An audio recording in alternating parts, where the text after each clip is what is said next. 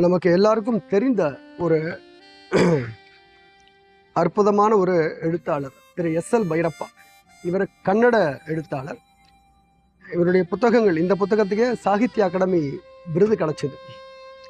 இவருடைய பல புத்தகங்கள் எழுதினால் நாம ஒரு சில புத்தகங்கள் நம்முடைய பிரசுரம் அதை தமிழாக்கம் செய்யக்கூடிய ஒரு நல்ல ஒரு பாக்கியம் நமக்கு கிடைச்சிருக்கு. அதில் முக்கியமான புத்தகம் ஆவரணா அப்படின்னு கன்னடத்தில் வந்த அந்த புத்தகத்தினுடைய தமிழாக்கமான திரை. இந்த புத்தகத்தில் பார்த்தீங்கன்னா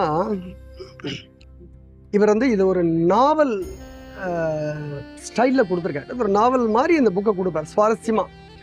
ஆனால் இதில் சொல்லப்பட்ட விஷயம் அந்த நாவலோடு சேர்ந்து முகலாயர் காலத்தில் என்னவெல்லாம் அட்டூழியம் நடந்தது, எப்படியெல்லாம் நாம் அதை எதிர்கொண்டோம், இந்த நாடு எப்படி அதையும் மீறி வந்தது, அதோட வேற இன்னொரு நல்ல ஒரு சம்பவத்தையும் இணைச்சி ரொம்ப அழகாக ரெண்டுத்தையும் இணைத்து ஒரு நாவல் ரொம்ப சுவாரஸ்யமாக கொடுத்தா மக்களுக்கு பிடிக்கும் அப்படிங்கிற மாதிரி அவர் கொடுத்துருக்கார். எனக்கு தெரிஞ்சு இந்த புக்கு கிட்டத்தட்ட ஆவரணாவே 10 எடிஷனுக்கு மேலே போயிடும். நாம் தமிழ்லேயே 3லேருந்து 4 எடிஷன் போட்டு மக்கள் அவ்வளோ விரும்பி பார்க்கக்கூடிய படிக்கக்கூடிய புக்கு. ஏதோ பொழுதுபோக்குக்கு இல்லை, இதை படித்தா வரலாறு நமக்கு புரியுங்கிறதுக்காக நமக்கு புரிகிற மொழியில் அழகாக அவர் கொடுத்துருக்கார்.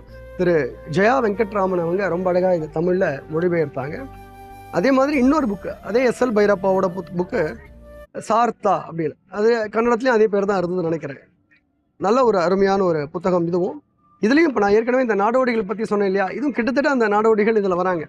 ஆனால் அவங்க போகிற இடங்கள் எல்லாம் சும்மா அவங்க ஏதோ போகணுன்னு போகலை, அவங்க போகிற இடம்லாம் அவங்களுடைய வணிகத்தை அழகாக செஞ்சுருக்காங்க.